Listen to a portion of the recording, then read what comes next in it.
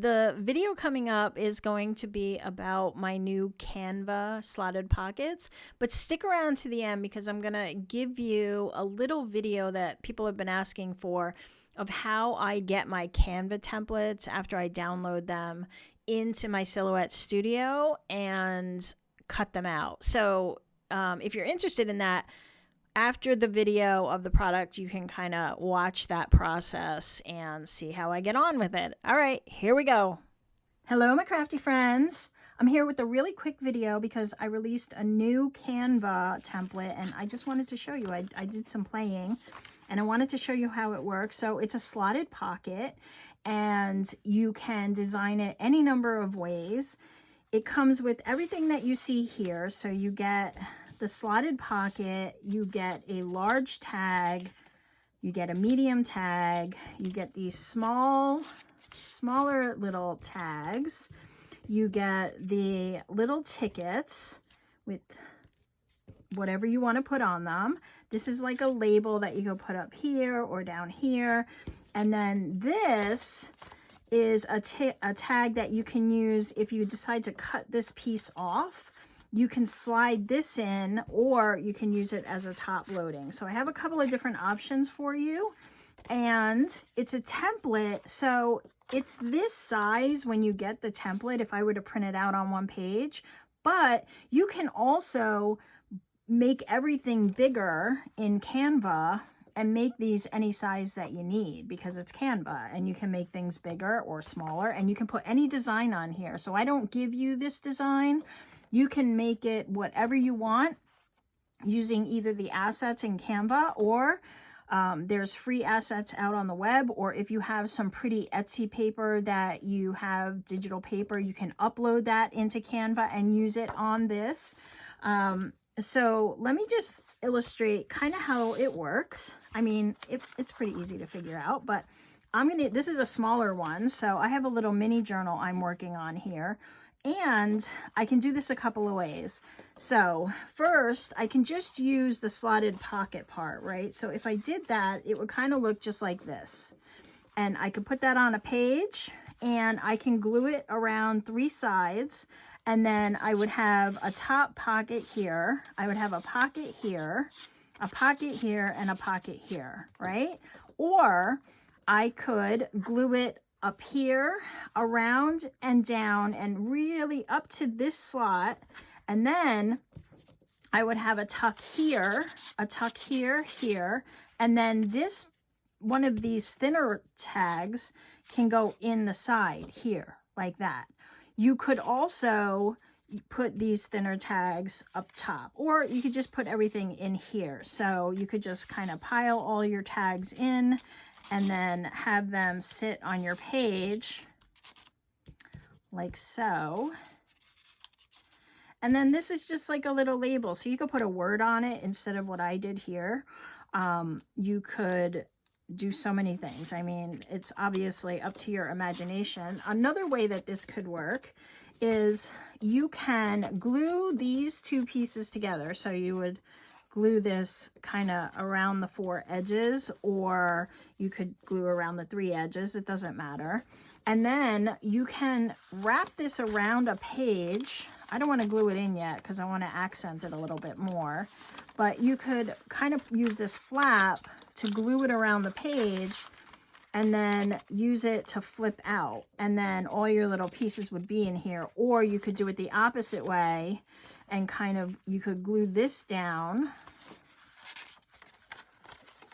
on this page, right? So let's say this is glued down, it's solid. All your little tags and bits are in there.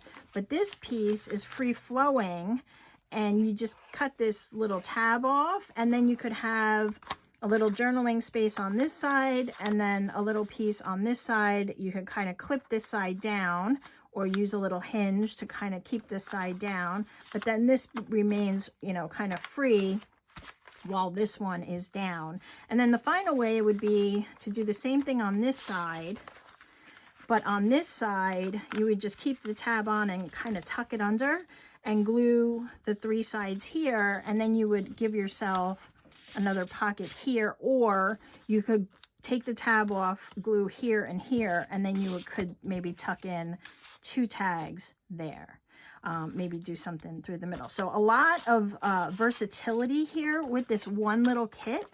And you can put any design you want on it because you're using Canva. So it's just really drag and drop. And if you've used Canva before, you kind of know what I'm talking about. But if you haven't, it comes with a how-to video, shows you exactly what to do. And like I said, that's a smaller version. But I made this bigger because I have some bigger journals I'm working on. And I can put it on the bigger journal. And I have all these bigger tags now that, because I brought everything up to the same proportion. And now I can use, use it like this. And have much bigger tags. And again, I did a woodland theme, but you guys can kind of put whatever you want on there if you want it to be spring or Christmas or Halloween or whatever. And you can use it so many ways. So this is now in my shop. It may also be on Etsy, and it's definitely in the coffee shop as well. I'm going to put this one in there. If you get it from my shop, it will be less than it is on Etsy, like everything else in my shop. So you can go grab it there. And if you get it off of my coffee shop, it will be the same as Etsy because there's fees involved and things like that. So, but yeah, a lot of versatility. I hope you'll check it out and I hope you'll get to use it. Thanks for watching. I'll see you in the next video. Bye. Okay, so in this portion, I'm just going to show you how I import this into my Silhouette Studio. Now, note that you may have a different version. You may not use this. You might use like Cricut Design Space. And you'll be familiar with that if you do. I'm going to be working with a transparent file. So you can import PNGs into Cricut Design Space and then resize them in your workspace and then set them to be cut out. Now, I don't work in Cricut as much as I do in Silhouette, and that's because of the size restrictions. Now, I know that they kind of fix some of that. I haven't played with it a lot. If anybody has any really good videos about that resizing, I did see Jennifer Maker's, so I have that one, but that one's even old as I make this video. But if you have any newer ones, go ahead and put them in the description box. I'm sorry, in the comments below, and I'll check them out. But I don't work in Cricut as much, and I should. It's just that this is convenient for me, and I'm always kind of doing 100 things. So this is where we are. Anyway, if you have Silhouette Studio and you have this version, or you have a version that, translates, then this is how I do it. So I basically open a new, area, and I have my settings here for size. I have 11 by 8.5, and see, I have it on horizontal. And then over here on my registration marks, I'm going to turn these on, and I always kick these down a couple just so I can get the biggest space. It doesn't go any more than that as far as I'm aware. But if you know it does, please, again, that would be very helpful to me, and then you can comment below. But now that I have this in place, what I do is I import the file. So I just go over here to this open, and I hit file open, and then I will look for that particular file where it is on my computer and import it. So I'll do that now, and I'll just bring it into the space. And I want to make sure I'm grabbing that transparent file. Okay, so I haven't done anything at this point except open it. And it's really small on my space, but I'm working on the other one that I created over here. Okay, so this is where it just imported. And now you can reconfigure this the same way I just did the other one. But since I already did that, I'm just going to click on this. I'm going to go up here to copy. I'm going to go over to this one. I'm going to hit paste. And now I have it on this area with my registration marks. And so I'm just grabbing it here, and I'm going to drop it in. You don't want anything touching your registration marks. You don't want anything going over this print and cut line. So now I just want to expand it out as big as I can get it. Now I can never get it to 8.5 by 11 because of these registration mark restrictions. in my particular software. So I get it as big as I can without going too close to those marks, because for whatever reason, it just messes up when I do that. Okay, and now because it's a transparent file, and actually I'm going to make this just slightly smaller. I'm a little concerned it's going to yell at me. Okay. Because it's a transparent file and because it's simple shapes, you don't really have to do much with it. If there was a lot of complexity here, I may want to go in and do a trace, and then I come over here and do a little offset. But I don't think I need to do that.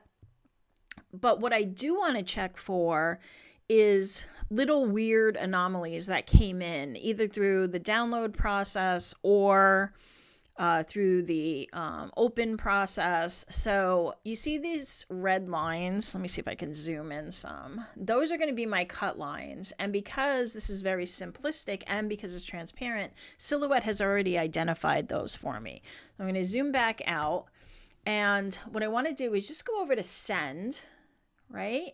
And then I'm looking for, and I like red because it really makes these stand out. You see these little anomalies over here?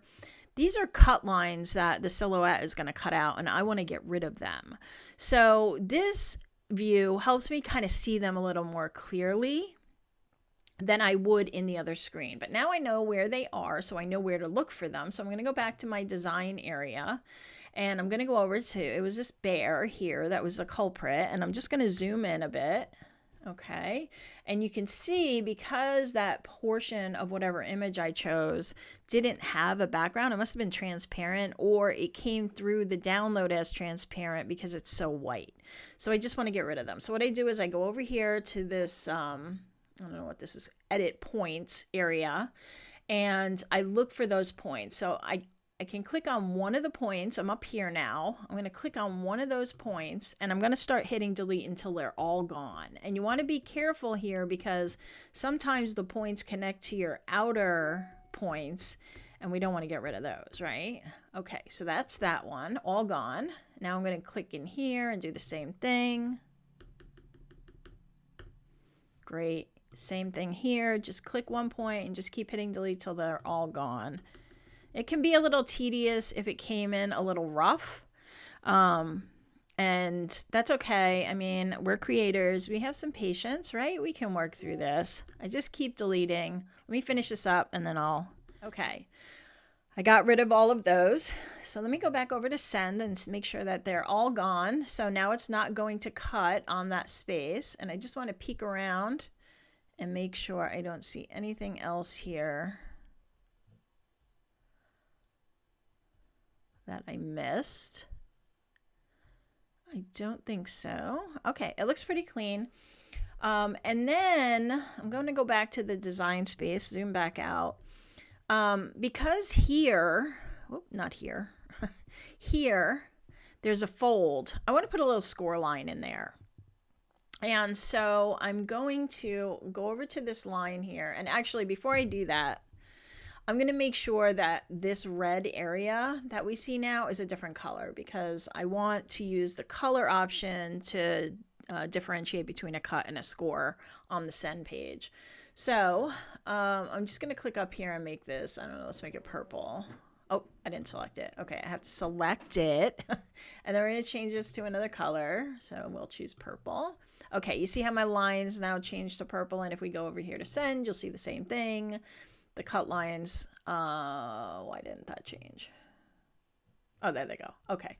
The cut lines changed to purple. Okay, so back to design. Now what I want to do is I'm just going to click out of that. I'm going to come up here to the line tool, and I'm going to change this now to red. Okay, so now I have a different color for this line. And what I want to do is put a line. I'm not going to go all the way up. I'm going to go, maybe 95% of this. And I'm just going to start drawing a line, and I'm going to hold my shift key. Let me start again because my mouse is being weird. I'm going to hold my shift key while I do this because it'll make it straight. So I want my pointer as close as I can get to that center line. We can always move it after we do this. And then start drawing and keep your shift key. And there. So I almost went about to the bottom. It's a little hard to see, but you can see if I zoom in